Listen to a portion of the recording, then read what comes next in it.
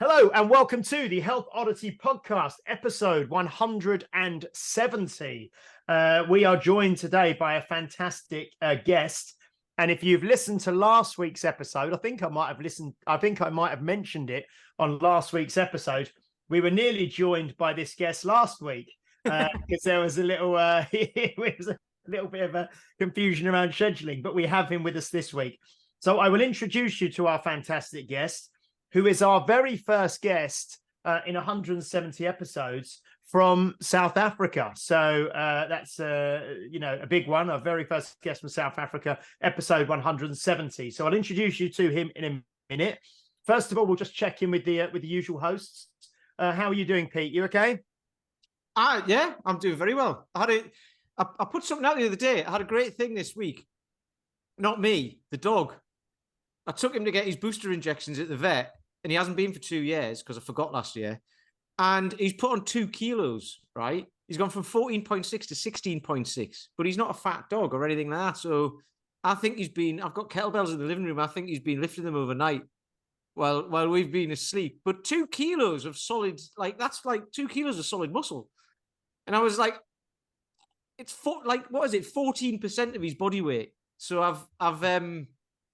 I need to put on 10 kilos if that's the case, which is absolutely ridiculous. So I'm so proud of him. And he doesn't follow a training plan. He doesn't worry about food. He doesn't do all of that. He just gets on with life, and he's done it. So there you go. It's that easy. I think you said anyway. Though, he's out, he walks every day, eats healthily, exercises, plays, all the kind of good things. So no. So there you go. There's a lesson for everyone. That's all you need to do. And Mr. Paul Bassett in London. How are you doing, Paul?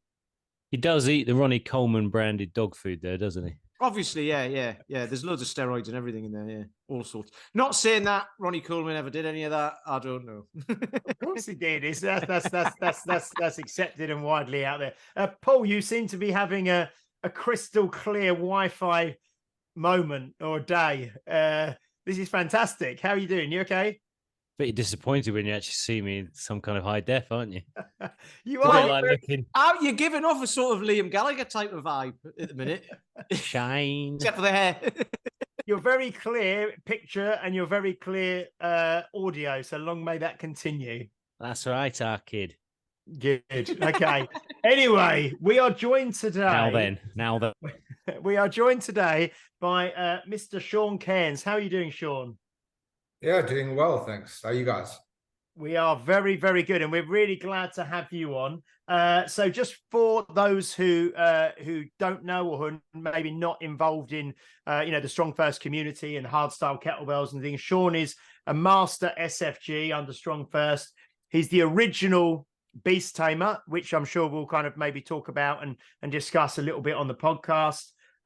He is, I know, a huge rugby fan, because while we were going through the SFG in October, we had the World Cup. The Rugby World Cup was on, so we were kind of in the bar each evening watching the rugby games. And while I think during the game that England lost to South Africa, he kind of, I think I messaged him and I got a message back as well. He was watching that. He's a huge rugby fan, so he's very happy, obviously, with the recent World Cup. So yeah, Shaun, I mean, thank you so much for joining us. I think we said Pete assisted under you in 2019 at the SFG. Yeah.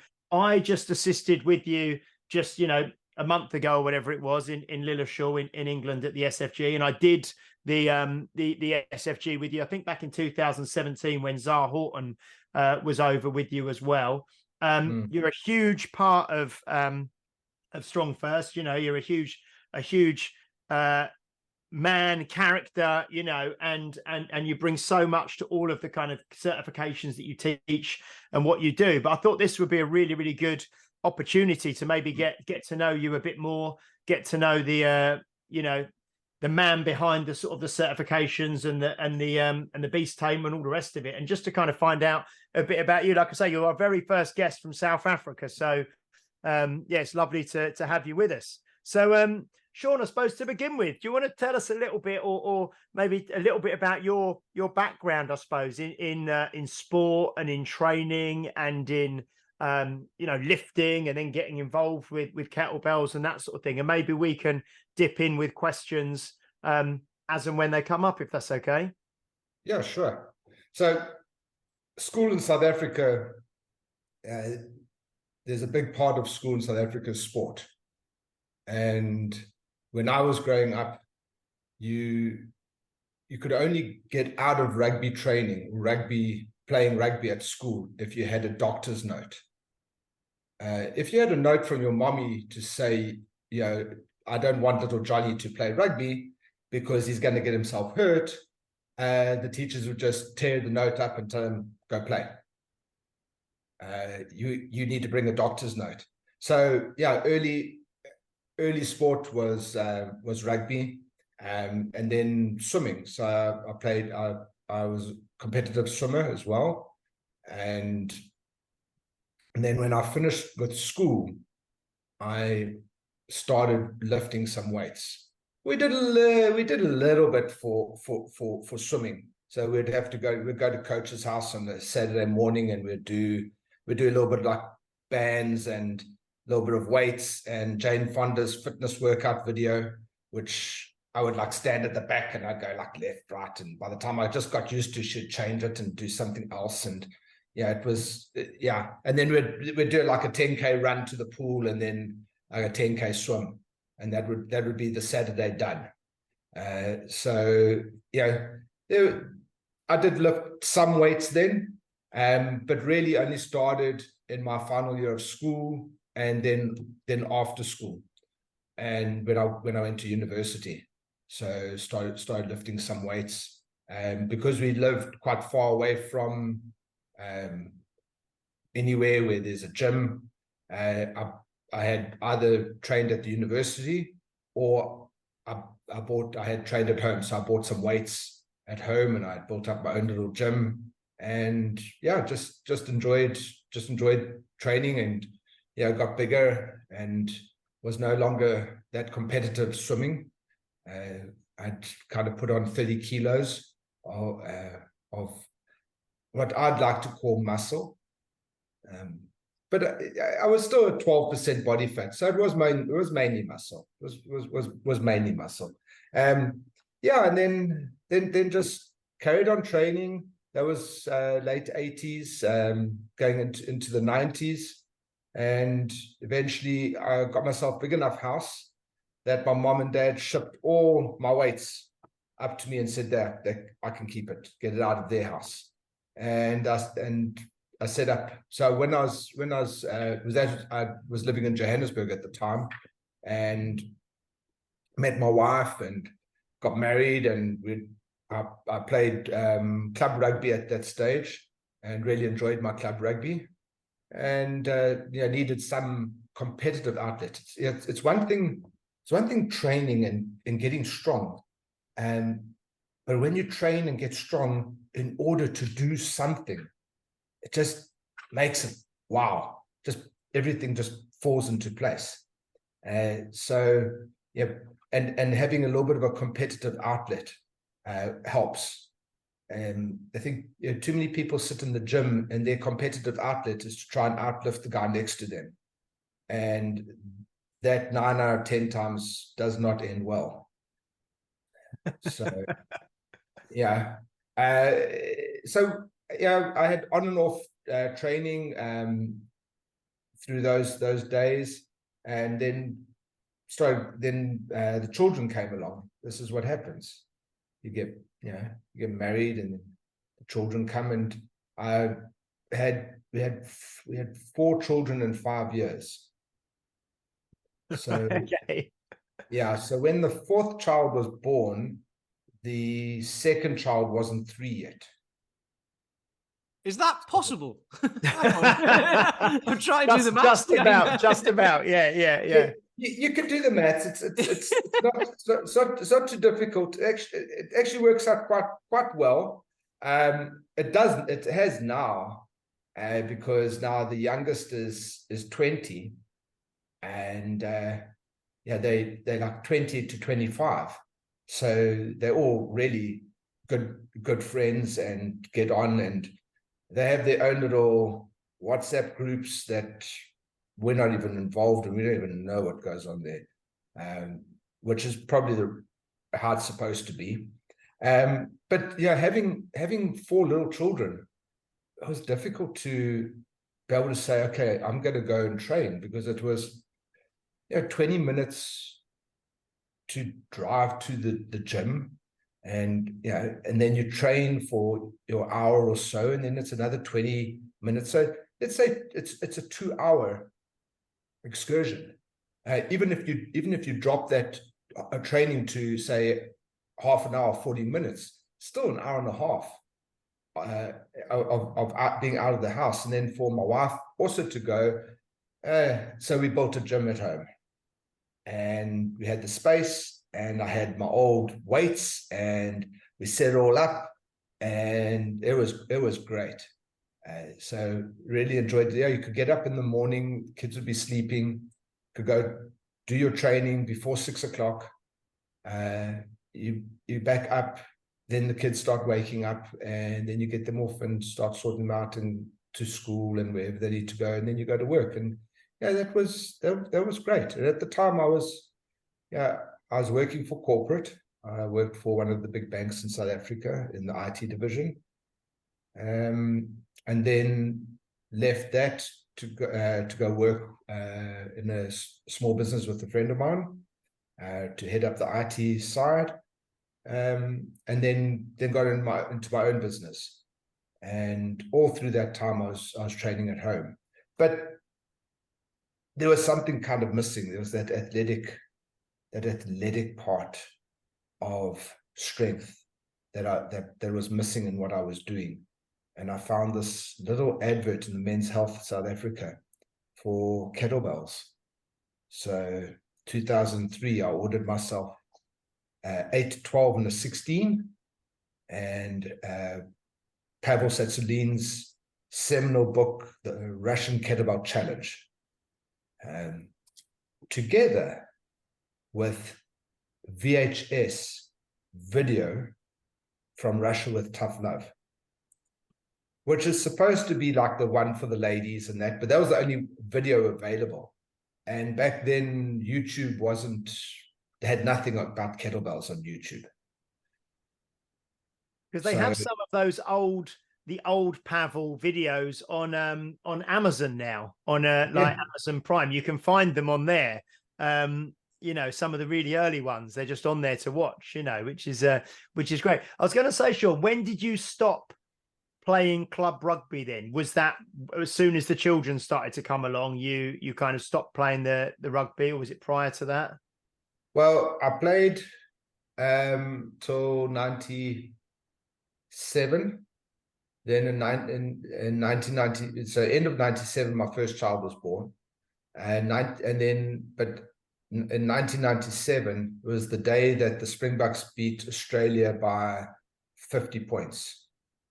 I had a motorbike accident on that day, and I broke my left leg and scraped everything up. And it was around the time where Princess Diana passed away. That August, it was August sometime, and so August. And so I didn't play in 98, but I went back in 99 and I played. I don't think I did a good job of that, because I went to practice in the week, and they said, "Great, welcome back, playing on the weekend." I said, "That's fantastic." I had one practice, went and played on the weekend. On a Monday, I was at the doctor's office. I said, "No, doc, I swear I broke a rib." He had a look and he said, "No, it's just bruised intercostals." So it was a bruised intercostals and a bruised ego. So I played.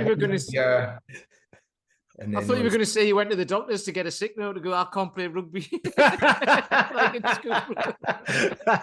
Yeah, I thought about that. No, I really enjoyed the rugby, but at that stage, with work commitments and family commitments, and when I had my motorbike, And I even at that point just sold them. I sold the motorbike. I was like, I can't go ride on Sunday, spend all of Sunday out riding while my wife has to sit at home with the kids, and not just that, it's like you miss out on all the family stuff.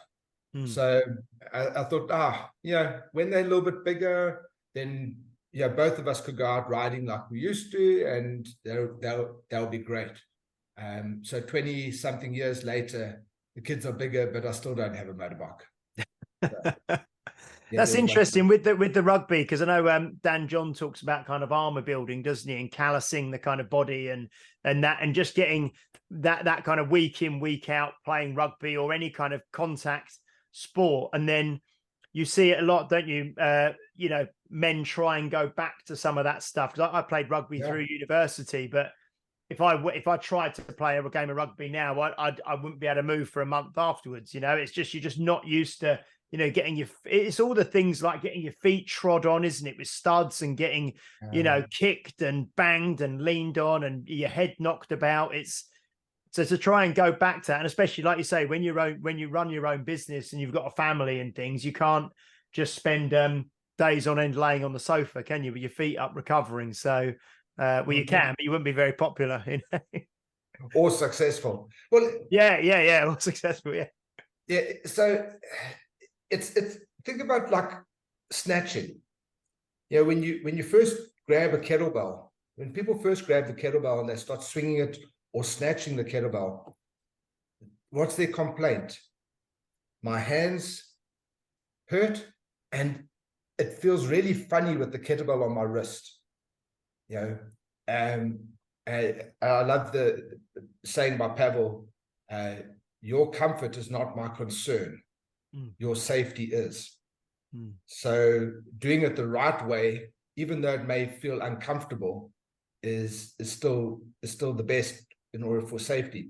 But if you got to build up the volume slowly, because it doesn't matter how strong you are, how big your muscles are, how strong your connective tissue is.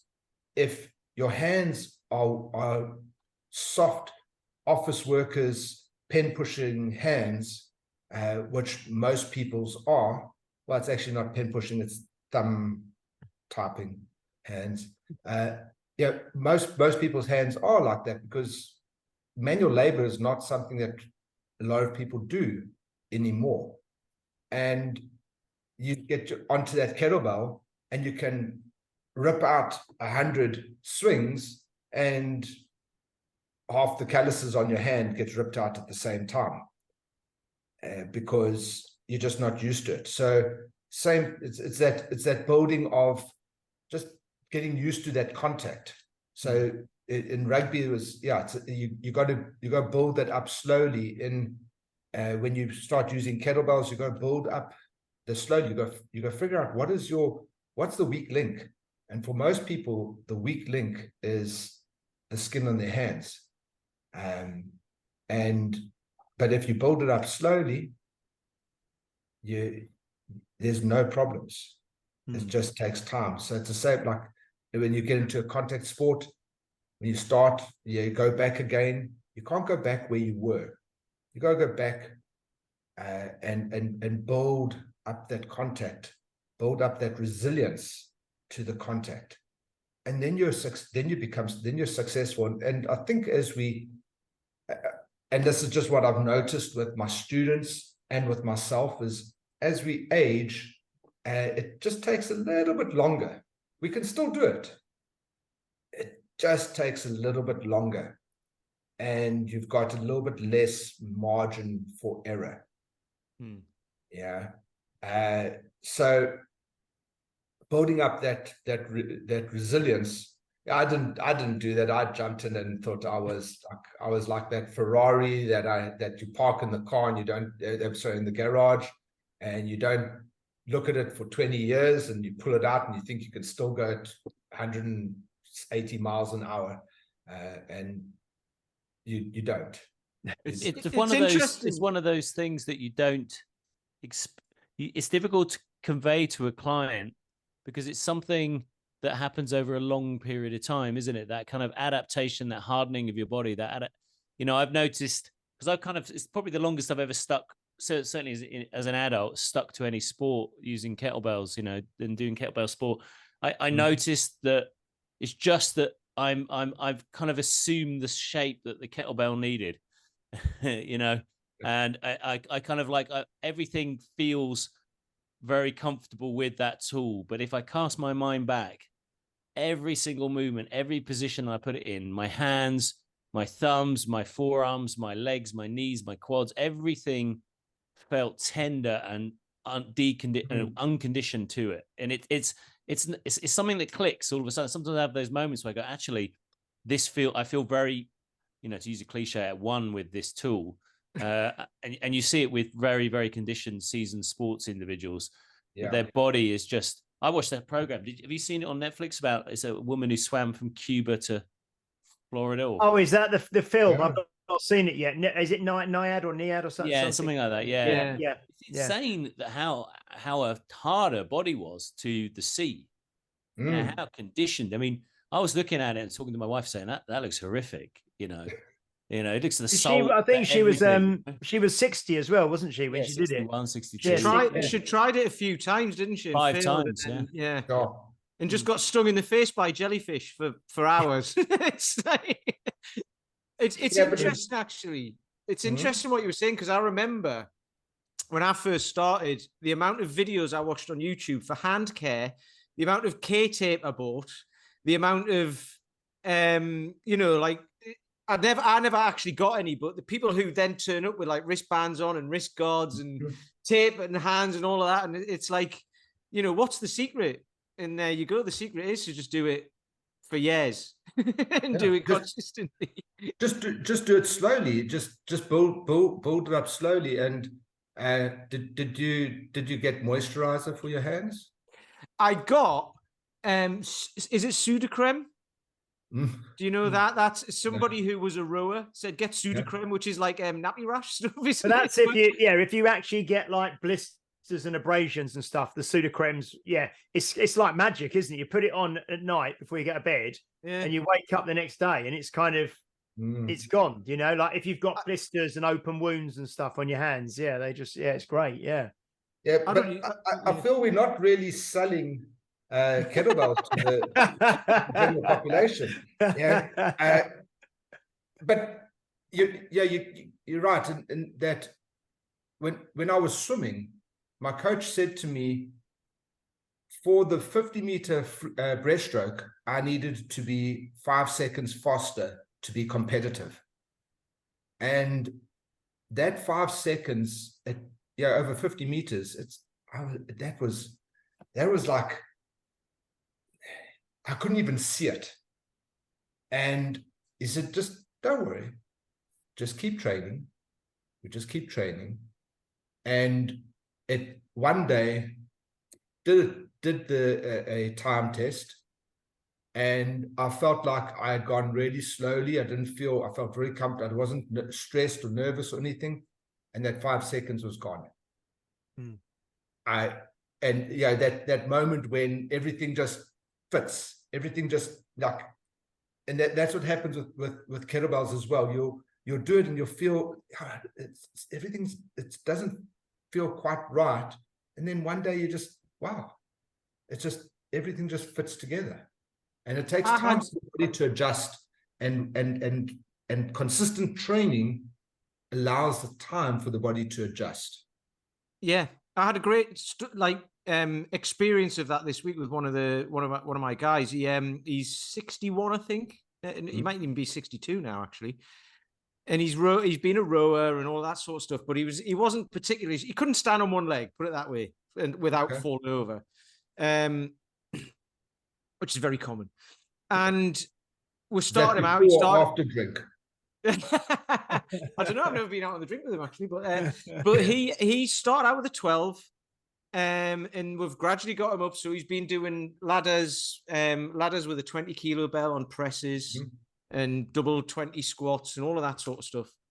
And then this week, there was another guy who was there as well, who was using a 24. So I said to him, let's just see how many times you can press the 24. He's pressed it once before, ever. Yeah. Once on one arm. And he did 5 each arm, and he could have done more. And I was like, well, leave it there. This was at the end of the session as well. Wow.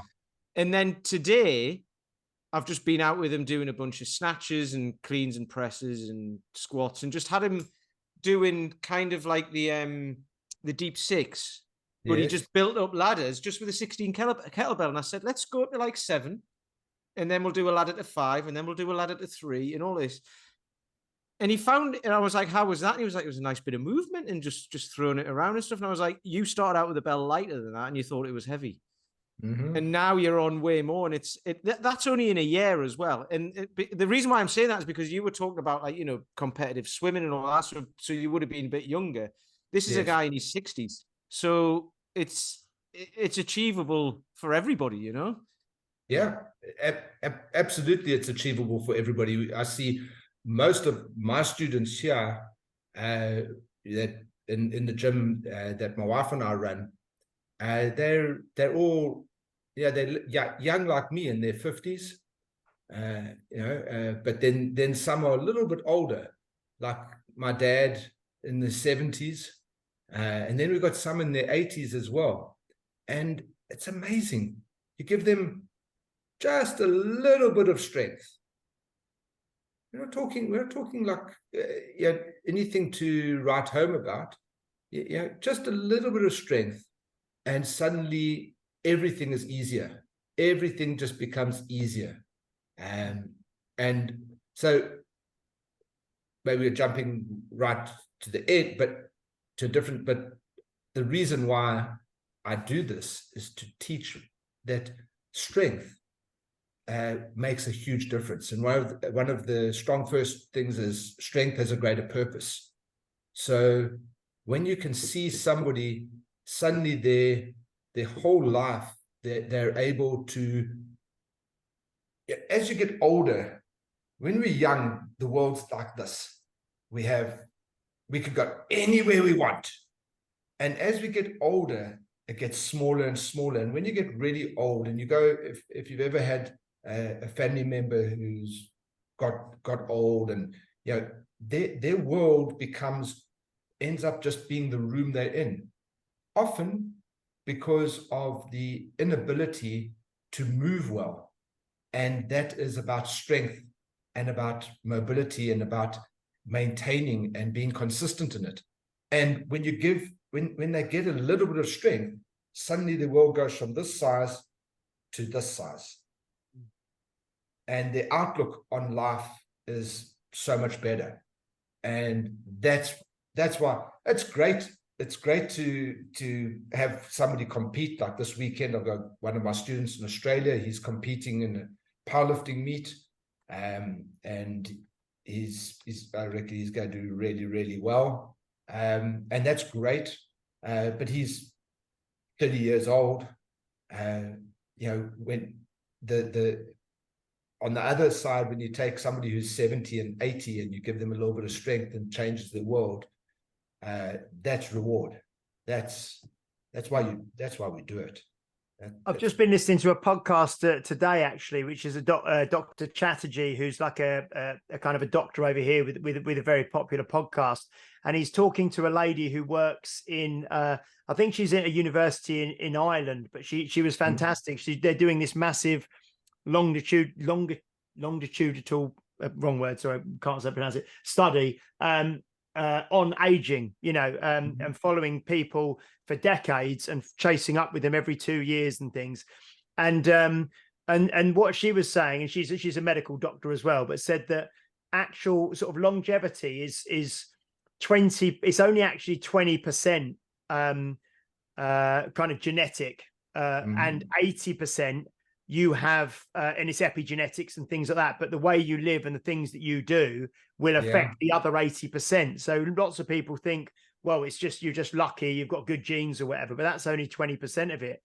And she said that the biggest thing for people is in longevity is like relationships and community. And the next one is, diet and exercise, but also like attitude to life. an outlook on life. Yeah. You know, so what you've just been saying there about how you can expand people's world, I suppose you can expand it physically, that they're able to, you know, get out and about and see more people and leave the room, but it also, by giving people the, I suppose, the hope of strength, or seeing the hope of strength and what that can give them, it opens their kind of mental outlook and their attitude massively as well, doesn't it? Yeah. And they can see so much more is capable, and or they're capable of so much more, and so much more is possible. So I think that's so profound, the way you just described that, with people in their 70s and 80s, because I see it as well. I think it's huge. I was listening to Andrew Huberman on a podcast, and he was talking about a similar thing, about doing things that you don't necessarily want, things that you want to do, but if you do them that a little bit extra, that you know you might not want to do, like the last rep or something like that, Yeah. as long as it's not a failure. He did actually say that as well, which was interesting. But he said, like, you know, that there's a part of your brain that they've identified. I can't remember what it was called because I was only listening to it today, but it's this part of the brain that then grows, and it gives, or the synapses or whatever in it grow, and it's the will to live. It's actually the will to live. So it's exactly what James has just been talking about there, and what you were talking about, Shaun. And I find that brilliant, because I don't know. People can just look at it and go, "Oh, what difference does it make?" And you know, and it's like, "Oh, I feel fine the way I am," and all that. And it's like, well, you can do, but also you can feel better. So I love it. You take somebody and you show them how to squat properly. You know, a full deep knee bend squat. And I've had so many people when I'd go down and they'll go, yeah, I can't do that. And then I coach them, and some people, it doesn't take long, other people a few sessions, and hey, and they get down there. And that thing of, I did something I thought I never could do. You know, that going that extra bit. I'm going to stop now because I don't think I could do another one. And then somebody says, no, I'm with you. Let's go. We'll do it. We'll do it together. Let's, push, go. And you do it and you think, I never thought I could do that. You know, so when you show them something like a full squat, you know, that they used to be able to do, but they haven't done in 20 years, and they now suddenly do it, it's like, wow. That it changes. It just, they say, well, if I can do that, what else can I do? Yeah. And not just in strength training, what else in life? What else have I said I can't do because I'm old? Yeah. Absolutely. So yeah. Yes, brilliant. So Shaun, let's kind of rewind a little bit. So you got your 8, your 12, and your 16 kilo kettlebell in the post, and you got your VHS video, and you got your old book and things. I presume at that stage, back in, I think you said 2003. Yes. There's not, and you're in South Africa. It's before sort of YouTube is, you know, massive, and there's not coaches around the corner to you. Did you just read the book, watch the VHS, and start training? Yeah, so then I got the 16 and it felt a little bit light. So then a week later I bought the 24 and 32. That was all you got in the beginning. Those were the real kettlebells in the beginning. And I started following along with the video and the book, and kind of, found my way through it. And I would watch the video, and my wife would watch the video with me, and then I would stop and I'd do it, and I'd say, what does that look like? She says, just like Pavel. So that was really great for my ego. Then 2004, one of my mates, he was Springbok lock, rugby lock at the time, and he got injured, and I said, you should try kettlebells. And he said, you should learn a little bit more about kettlebells. So I said, okay. So I found Pavel Sasselin's course at the RKC at that stage. And I went over in, I think it was October, beginning of October, went over to Minnesota, and I realized that for a year, my wife had been lying to me. I did not look anything like Pavel. I did not swing like Pavel, snatch like Pavel, nothing. She lied to me for a full year, and shamelessly too. She was just being nice, wasn't she? She didn't want to upset you. That's the thing. Well, yeah. I mean, I felt like I was doing it just like Pavel. I mean, I thought that, hey, I thought I was it. I wasn't. And I found out in the first half an hour, because back then we used to have to do our snatch test, which was slightly different to what to do now. We had to do it right in the very first thing we did. We introduced ourselves, and then we did our snatch test. And actually you spoke about Zar Horton. Zar was also on that. So we were in the same team. We went through the same certification. And both of us, as like, I think I was like rep 26. I had to do 37 snatches on the one side with one switch and 37 on the other side. Okay, and then you could put the bell down. And I think I was on like 26, and I put my arm up overhead, and yeah, there wasn't a kettlebell there. It was it had gone in front. Yeah. So, and then that evening I got back to the hotel, and my wife was like, okay, she'd been in the hotel the whole day. She's like, okay, let's go have a look around. I'm like, no, I am not moving any more than I absolutely have to move. Well, it was more like, I'm not moving anymore because I really can't. After the first day, and maybe those who've done the certs can understand this. It's a lot of work. It's grueling. It's a lot of work, and it really tests you. And it's good, because when you finish that weekend, you've done something that very few people have done, and you've done something that expands your idea of what's possible. Because, you know, if somebody told you what you were going to do and you'd get through all of that, you'd say, no, I think I'll die if I do all of that. And when you get to the other end, you find out that actually it's very difficult to kill somebody. Yeah, you've tried many times. You can do a lot more. It's the things that we think, oh, that's going to kill us. Actually, you can do it. You just need to spend some time. So by the end of the weekend, I did get my snatch test. I did get everything. I did learn and felt great, much better. Even better, because after that we flew to Las Vegas, and the first thing we did is we went and got a massage. So then my body felt much more relaxed, and muscles were feeling a bit better. But you want to be careful getting massages in Vegas, by the way. You got to go to the right place. I hear that. I hear that. My wife booked the massages. So yeah, very respectable place. So that's really, after that weekend was where I really understood how to train with kettlebells.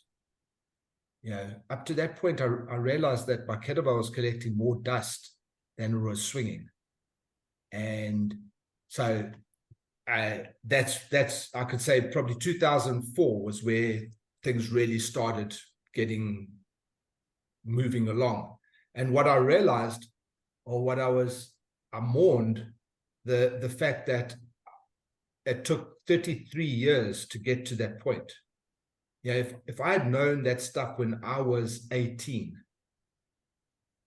I could have been so much better at every sport I did. And yeah, I think, James, there was a guy at the cert in October. He was 18, 17. Oh, yes, 17. Louis, I think Louis Yeah, from yeah. Gemma's gym, the unit. Yeah, he was, I think he may have even, no, was he even 16? 16 or 17? He was very young. Yeah. I mean, what a privilege to be able to get exposure to this type of training and the thinking that has gone into it at such a young age. Fabulous. But it was better late than never. And I realized that if I wanted to get better at this kettlebell stuff, I need to go and learn at least once a year. And that's where I went. Every year after that, I went back to Minnesota and went back to learn under Pavel. 2005 was the first Beast Tamer challenge. So went over. Oh, did so prior to that, the Beast Tamer didn't exist? It wasn't a thing at all? No. So they've, at that stage, you just had the 8, 12, 16, 24 and 32 kilo kettlebells. And then Dragon Ball brought out a 40 kilo, which was called the Bulldog. And then not so long after that, they brought out the 48 kilo. So that 48 kilo, I think it was brought out in about July of 2005, somewhere around there. And I just remember I was at 4 weeks out before we were leaving. My wife was going to do her certification, and I volunteered to assist at the cert. And I was luckily enough, they accepted my assistance, and I was able to go and learn some more. So I just remember Dragon Door had this magazine. They brought out this magazine, and it had this little advert with Mark Mahler and talking about pressing, doing the Beast Tamer challenge, which is a press. You press the 48, you do a pull up with the 48, and you do a pistol, one leg squat with the 48. And I was kind of like looking for some sort of challenge. And I thought, well, that would be great. I remember that was a Sunday, exactly 4 weeks before we were leaving. And I was like, I said to my wife, that's what I'm going to do. I'm going to do this Beast Tamer challenge. She says, can you pistol? No, I can't. But I'll do it. And so I taught myself how to do the pistol. 32 kilo kettlebell was the heaviest kettlebell I had. I ordered my 40s and my 48s, but they only arrived in the December, I think, of 2005. So this was September. We went, I think it was beginning of October, that was the search. So this was September. So I didn't have those weights. So I worked up, and we got there and we did the setup. So if you assist, you set up the night before on the Thursday, and everybody gets tested. All the assistants get all their skills tested. So I tested all our skills, and we unboxed the 48, and I pressed it, and I was like, okay, that's all right. And it was on the Friday, they said, okay, who's doing the Beast Tamer challenge? So I went up and was able to do the Beast Tamer challenge. And then nowadays, I don't know, we're actually quite kind. We let guys like warm up, and then it was just, okay, who's doing okay, I'm doing the Beast Tamer challenge. Okay, what do you want to do first? I'll do the press. All right, there's the bell, press, clean, press. Okay, good. All right, everybody else, what else you gonna do, and so on. So there was no warm-ups or anything like that. So prior to that, Shaun, had you pressed a 48 before? Had you ever held a 48 kilo kettlebell? I mean, because the night before I did my cert. That was the first time when we unboxed that 48.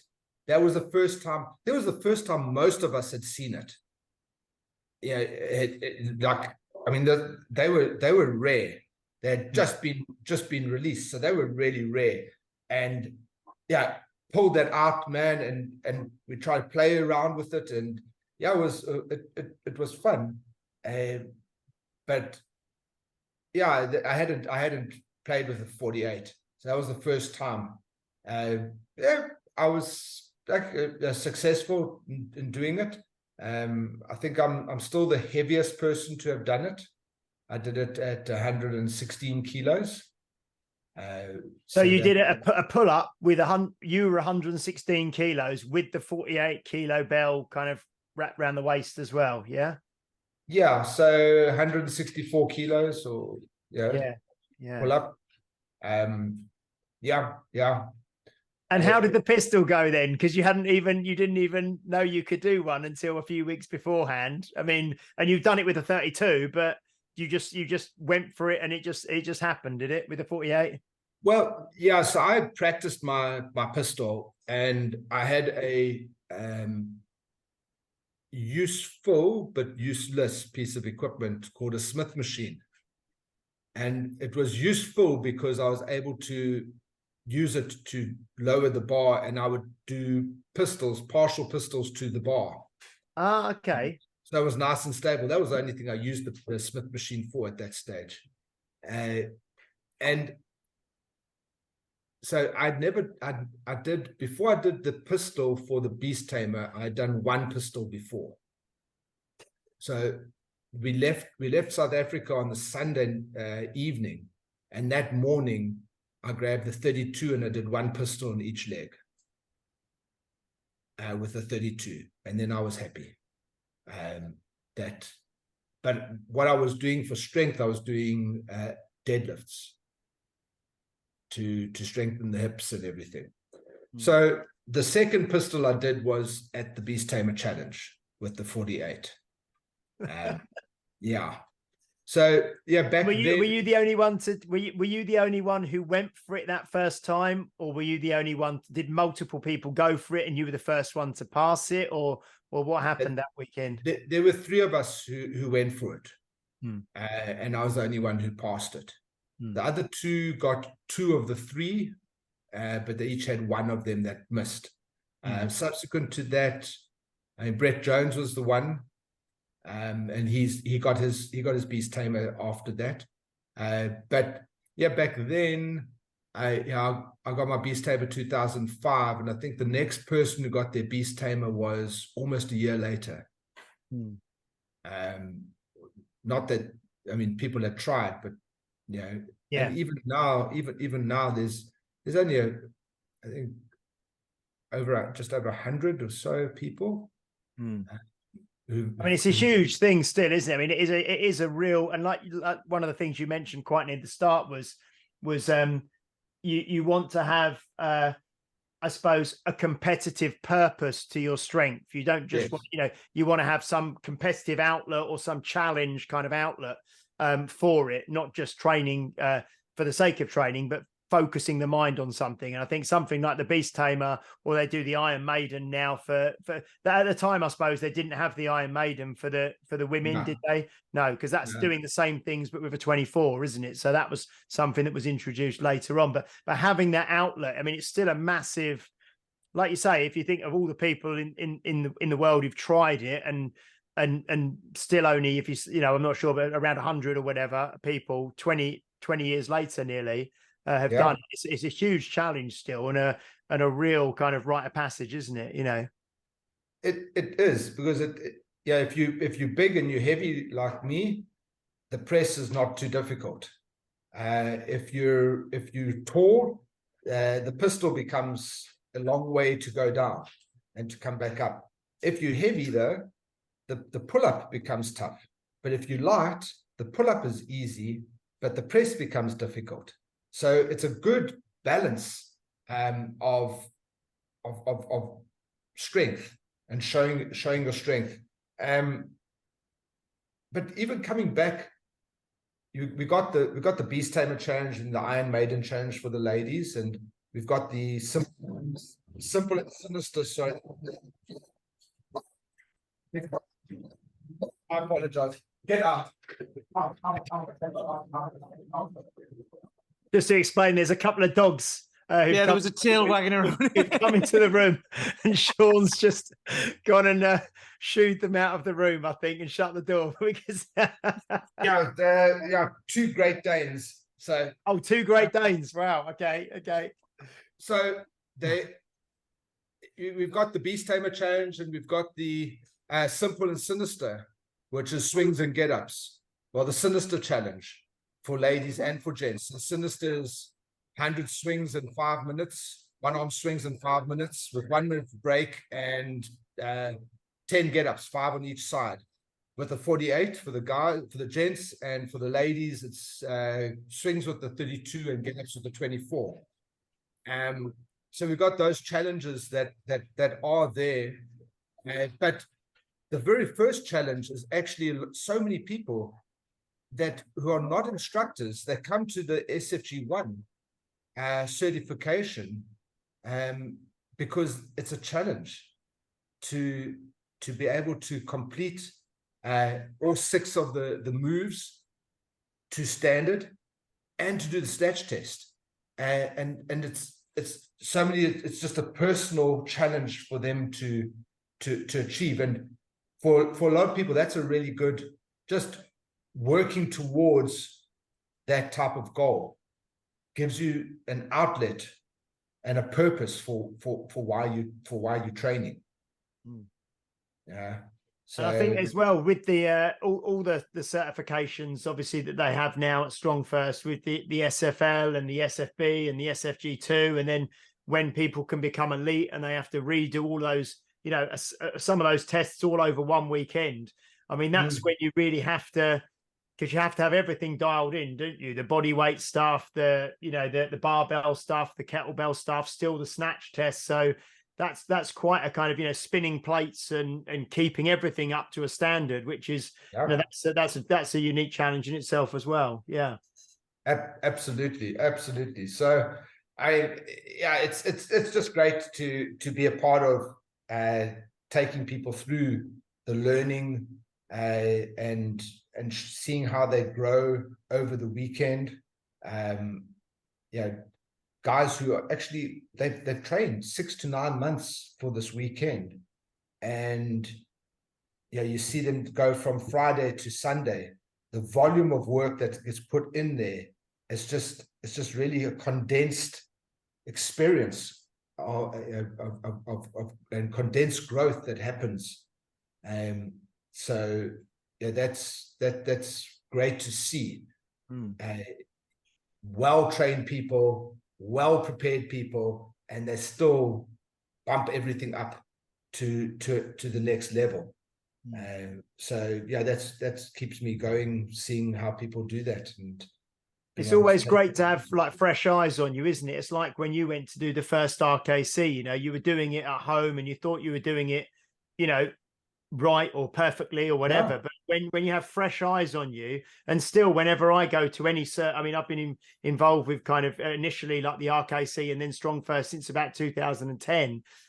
Every time I do anything, I get picked up and get corrected and because you do, like you said, you went to the certs every year and you make sure, because you a little bad habit comes in here or there and you modify something and you're doing it on your own, you don't really realize, and then it just gets tweaked and tightened up again, and you can feel it straight away, can't you, when someone corrects you on some of these things you don't really see yourself.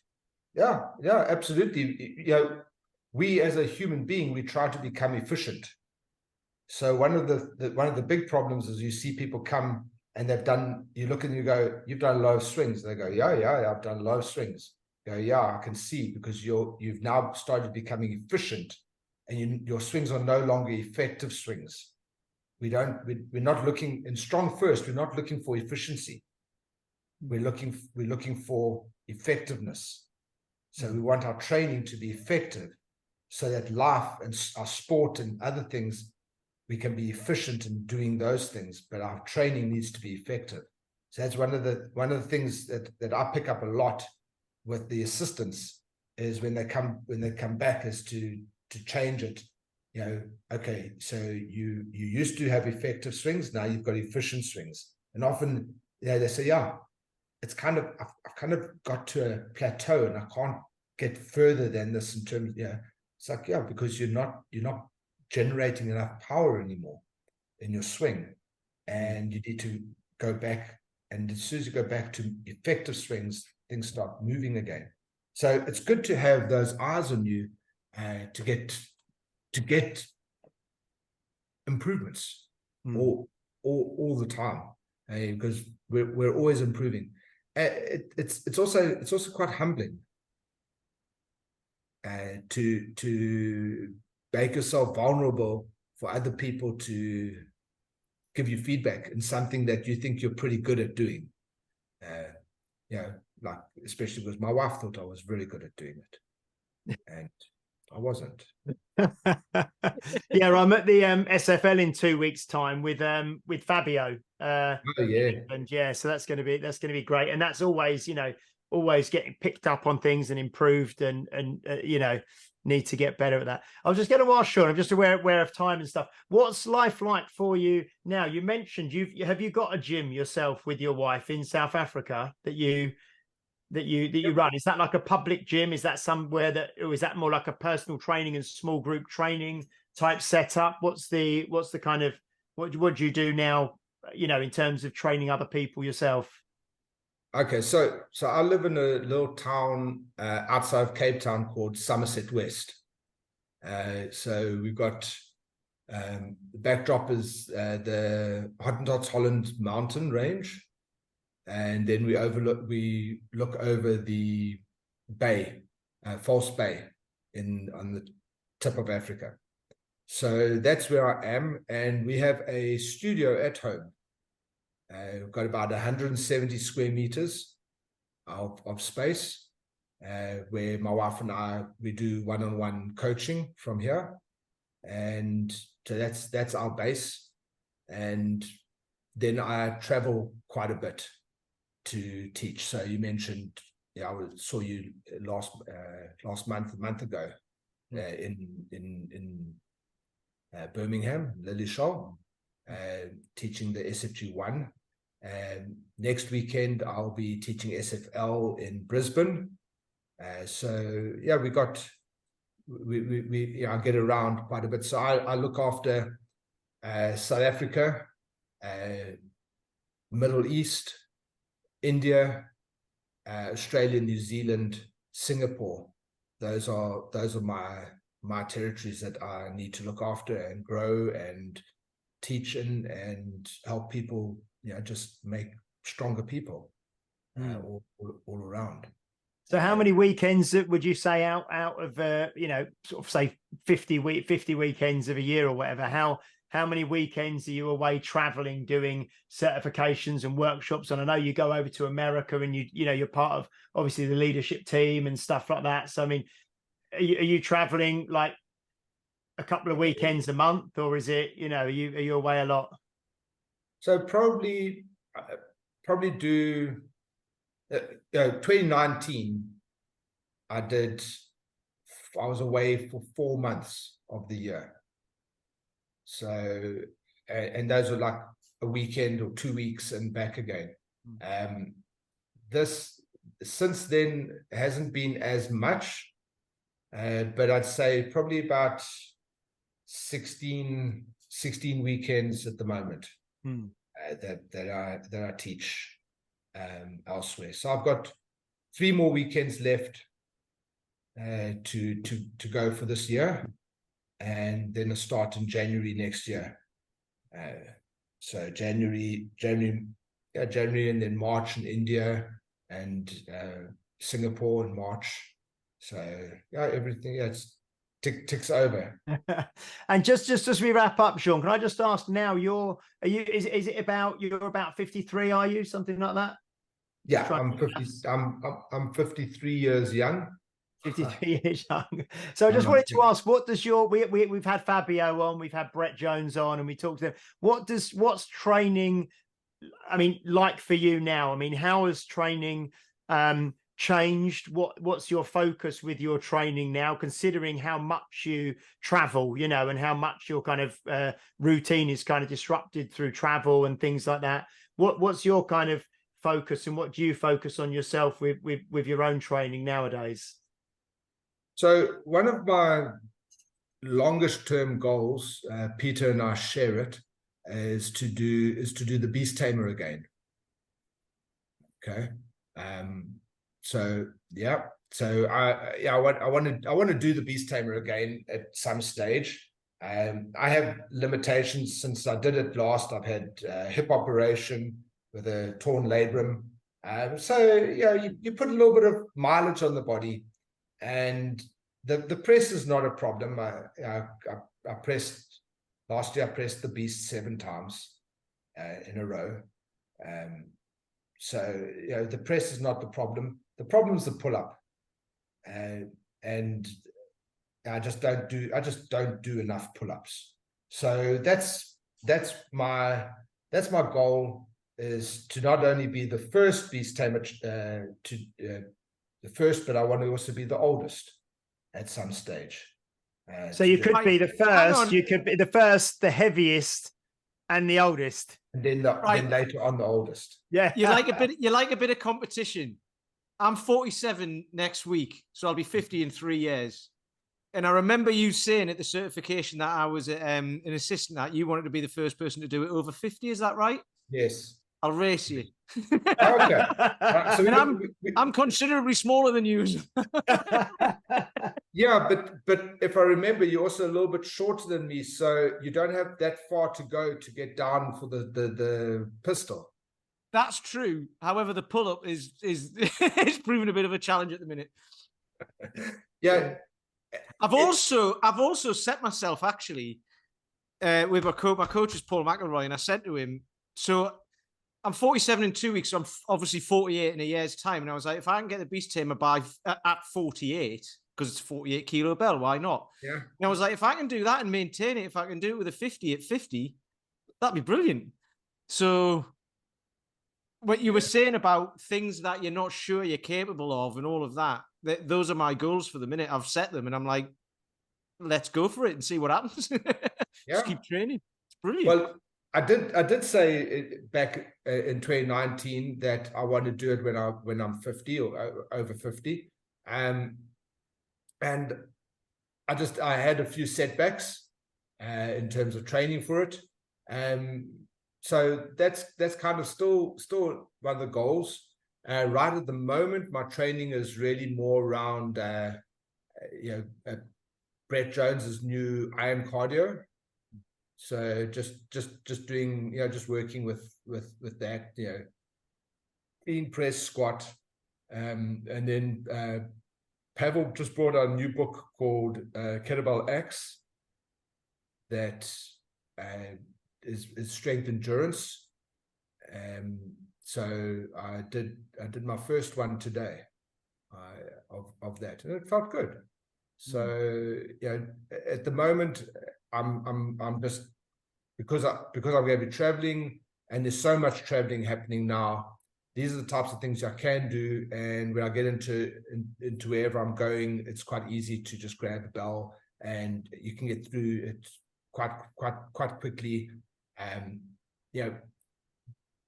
The rest of the year, I did a lot of barbell work, and really pushed on the barbell stuff. And I enjoy the bench.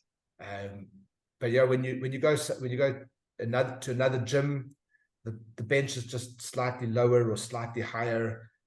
The rack is just slightly in between what your one is at home. Everything's just a little bit different, and so there's so many more variables. The kettlebell, there's not that many variables. So it's quite easy just to pick up and train with the kettlebell. With the barbell, especially like something like bench press and that, there's so many variables that you're going to watch for, and that can put you off a little bit when you're going heavy. So now I'm just sticking with this. and I'll probably stick to just kettlebells until end of December, and then come mid-January or so, I'll start probably a Build Strong, working with Build Strong program, and start working, because one of the things as you get older, you need to not only maintain strength, also maintain muscle mass. So, and that's where Dan John's talking about the armor building. Is you've got to maintain your armor as we get older. Otherwise, we just become thin, fat people, and weak. So you got to keep going. So, all right, challenge on, Peter. 3 years, huh? Yep. 3 years. It's great because we had a guy on last week, Will Polston, talking about he's got a book called North Star Thinking, and it's kind of about setting your course, in life and what you're aiming for. And he talks about what you're aiming for. It doesn't even matter if you get there or not. The fact that you're striving for this thing. So whether that be, like Pete said, the 50 kilos Beast Tamer when he's 50, if he's aiming there, even if he doesn't quite get there, he's going to be so much further along than he is now, and so much better than most other people at 50 years of age. So it's just kind of setting that course. And that's why actually I'm really inspired there, Shaun, from you, laying out your goals, and the fact that, because I kind of didn't know what you were going to say when I asked that, but the fact that, you've got this, well, actually, I want to do a Beast Tamer again. That's just, that's setting you on that course for great things. And it's like the reason behind setting goals isn't necessarily the hitting the goal. It's the person you become on that journey towards it, isn't it? So I think always striving for something in the future is it's like we said, isn't it? It's like we talked about with the longevity, having that attitude of life's worth living, and there's still stuff to look forward to, and I'm still moving in the right direction. I'm not sitting on my rocking chair and starting to fade into the distance. We want to keep being strong and fit and healthy and resilient and mobile and all the rest of it into our 60s, 70s, 80s, like some of the guys you talked about. Yeah, well, a little story on looking forward. In 2010, the Soccer World Cup was in South Africa. I don't know if you remember, Football World Cup. And in order to get a ticket, you had to put your name in to like a lottery, and they would pull out, because there was only so many tickets available. And my grandfather put his name into the lottery for 2010. He was, in 2009, he was 89 years old. And unfortunately, he passed away in 2009. And in 2000, and we didn't know what he had done. In 2010, they were looking for him, because he could buy a ticket now. Even at 88, 89 years old, he was looking and like, no, I'm going to go to that. I'm going to go to the World Cup. How many people in their 80s are going to go and watch live World Cup and see their way clear to doing that? You always have to have those things that keep you young and keep you focused. And what you said is so true, is it's what you find out on the way to achieving that you learn so much about yourself, and not only in what you can physically do, and when we're going for like the Beast Tamer challenge, but also mentally, and what you can overcome in the process. And what you said, about a goal, it's not necessarily achieving the goal, it's about how you learn from it. And so always have a plan, because the plan just tells you how far you've deviated from where you were going. Sometimes some people take the quick route, and some people take the scenic route. And Peter, I think I'm on the scenic route at the moment. That's fine. I've got to take the quick route, haven't I? Dear me. Yeah, you see, Peter, I know I did it before, and I know I can do it. You still have to figure out whether you can do it or not. I can do a third of it. I can do the pistol. Well, like my mom used to say, a miss is as good as a mile. Yeah. You've just reminded me of something as well. That story about your granddad's great, by the way. I love that. But I always find it funny when people say, "Oh, I'm so old now, I don't even buy green bananas." Have you ever heard that? That's it. Yeah. Hey, you got to keep striving for new things. Got to keep putting out goals there, and it's not that one changes. No, it's not that one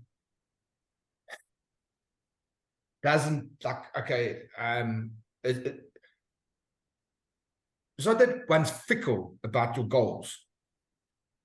You can set goals, but you can also change them. You can start out heading in that direction and realize that is not where you really want to go, and maybe it's just off to the right of that, or as you learn and go, you explore and you find new things that you want to do, and so but just by setting a goal, you may not achieve the goal, you may achieve other goal, or you may have to change a goal along the way, but at least you have a goal, at least you're going in some direction. If you don't have the goal, you're never going to find out that actually you want to do this other little thing, like Megan Kelly with her Guinness World Record swings. She had other goals before, and those goals led her to realize that actually this is something she could probably do, and then set out to do it. So along the way to achieving the goal, we may be distracted with some other goals, and that can be more important as well. So, but having the goal at least gets you going in that direction. No, that's fantastic, Shaun. Thank you so much for joining us. I mean, that's always we come onto these podcasts, and I kind of obviously knew that we were talking to you, but we always end up, going in a slightly different route or talking about different things than initially you may think. But it's always kind of a rich and enlightening, kind of enjoyable conversation. So thank you so much for making the time to speak to us. It's been absolutely fantastic. Pete, anything you'd like to say just as we wrap up? Maybe just about the beast. No, I haven't. Do you know what? I haven't got anything about that. I've just been reminded the certification I assisted at when Shaun was there. I got given that, which is a little kettlebell. Yeah. By one of the guys, and it was a guy called, I think he was called Rugby. And he was a Polish guy. And I saw I think it was on Facebook a couple of years ago, Attila shared something, and it's a bit, sorry to say this at the end of the thing, but he sadly passed away. And I don't know how or why, just Attila had posted something, and he was a Krav Maga guy and all of that. But I remember him really well, and he gave me that at the end of the certification. He said, "Oh, thank you." He was giving these to people and saying, "Oh, thank you for being here and thank you for your help and all of that sort of stuff." And he gave it to us, and I've had it on my keyring ever since, and I've just been reminded of it now. So if anyone's listening who knew him or who met him or whatever, he was a lovely bloke, and he gave me that. So yeah, so there you go. A little shout out to Robbie there. These certifications that you do tend to, and you do them all the time, obviously, Shaun, but you do kind of, for certainly the participants who go on them and the candidates who go on them, but also assisting and everything else, you really do meet and make friends that you kind of could become lifelong friends, and people from all over the world that you kind of are then connected with through that shared kind of experience, don't you? Which is really fantastic. Yeah. It's part of the reason why I love doing them, because you always meet up with people again, and you know, it's like a big global community, isn't it? Which is great. I mean, you obviously never thought there were nice people in South Africa because you watch too much of South African rugby. Now you found out that there are some nice people in South Africa. That's a Monty Python song, isn't it? It is. No, it was Spitting Image. Oh, was It was Spitting Image. Have you heard of that, Sean? I think No. it's like, I've never They met had a a, nice they South had a African. song. They had a song called "I've Never Met a Nice South African." Well, now you can say you have. Yeah, we have certainly. Yeah. Paul, anything you'd like to say as we wrap up? My client's South African. Okay. And I live in Southfields, which is short for South Africa Fields. Okay. And so, and my wife works for a South African. She works with 2 South Africans. So, yeah. Yeah. I've got nothing. I like South Africans. They're great. Yeah. I like Okay. I thought you were going to say, and none of them are nice. Deary me. It's the people who base it all on Lethal Weapon 2, isn't it? It's like, you know, they're not all like that. Commando. No, there was a stage in Hollywood for a while that all the bad guys were South Africans. Yeah, they're all British now, aren't they? Yeah. Deary me. Thank you so much. Thank you, Sean. It's been an absolute pleasure. We will be back next week for episode 171. We're actually talking about goals and striving for goals and not always reaching them. We're catching up next week with Chris Branch, who we spoke about, who went for his 100-mile run and had to pull out at a certain midway-ish. And he's now completed. We may just be giving a big spoiler away, but recently he did the 100-mile run, and we spoke about it a few weeks ago. He did it on a 400-meter running track in less than 24 hours, 100 miles just running around this running track. But we're going to be talking to Chris next time, and he's an example of someone obviously who set this goal, set this North Star, and had quite a few setbacks, didn't get it, but persisted, and now he's done it, and he's going to come on and talk to us about that experience, which will be fantastic. But thank you, Peter, for today. Thank you, Paul, for today. And thank you so much, Shaun, for today. It's been an absolute pleasure. Please do like, share, subscribe, leave a review if you're listening or watching on a platform that allows you to do so. And please do. In fact, I did forget, Shaun, you're not really a social media kind of person, are you? You're not after followers and things, are you? Or if people want to find out about Strong First South Africa, but you're not really on there personally, are you, very much? I do. I'm on Facebook. Yep. Okay. So you can find me. You can find me on Facebook, where all the OGs are. Yeah. And but we do have Strong First South Africa Instagram, and Strong First Australia, New Zealand, Strong First India, Strong First Middle East. So yeah.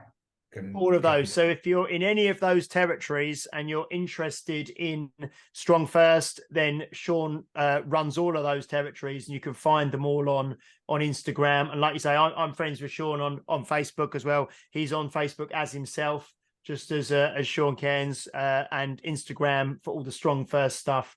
Brilliant. So yeah, please do. Anyway, as I was saying, I just remembered myself there that I hadn't got Shaun's kind of social media stuff. But yeah, we are trying to increase our YouTube following so we can do more stuff on there. So please give us a subscribe on YouTube as well. And do go and check out Peter Lant's hard work on healthoddity.com, where you can find every single episode in audio and video. We will see you next week. Thank you for listening. Bye-bye.